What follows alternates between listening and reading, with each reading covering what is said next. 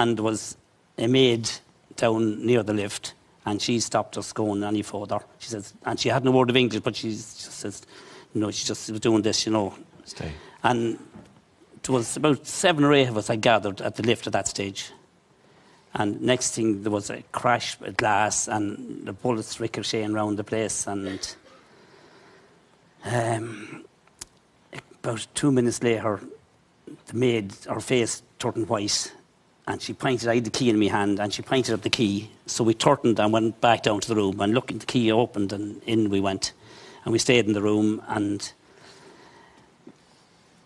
after a few minutes, we could hear the gunfire coming. It came round us, yes, and passed on down back out in the hotel again, yes, and back out into a back street somewhere. Well, I know now it was a back street, sure, eventually, and it kind of went quiet for a while, and then there was a lot of gunfire, and then it stopped. You left the room then? When after, the maid rang someone, or someone rang her, and we left the room. And where did you go? And we headed down into the reception area. And there was people gathering there at that stage. And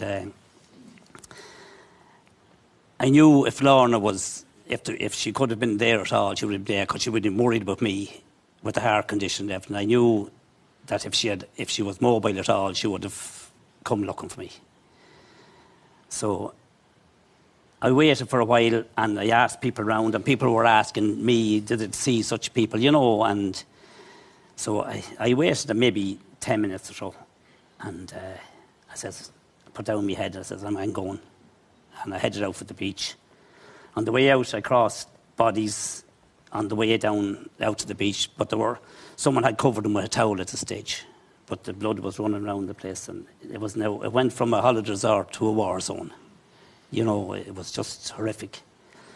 So headed down, and on the way down, I came across a body down at the restaurant before you went out on the beach, and I lifted the towel up, and it was Lord of Mercy, Mrs. Hayes, so it was, and this was an Irish couple. Yeah, you had met an Irish couple holidays. I'd met on the holidays a couple of times, and they had been killed as well. They had been killed as well, yeah. Well, I didn't know that Larry was killed at that stage. It was Mrs. Hayes, it was Mrs. Hayes, yeah. Okay. And you kept going. And I kept going. I says, what am I going to? What am I going to do here? Am I going to lift the cover off all these people? And then I just thought, you know, I don't know whether it was adrenaline that was working in my head or what it was. I thought, the towel. I says, I go down and look for it. I knew she was down on the beach, and she said she was out the front towards the left. Sure. So I went down and I looked down, and here I seen the towel. It was a particular towel? Yeah, it was a blue stripy towel. You knew, okay. Yeah, I knew the towel. And you saw that towel? And I went down and I looked and I seen the towel, and I headed down for it, and I could see the body lying on the sunbed. So my worst fears was that stage, you know. I went down and lifted the towel, and it was Lorna. She had been shot in the chest, and she was just lying in the sun, you know, oblivious to it all, you know. And, you know, there was a few sunbeds round, just up blocking the area, and people around taking photographs.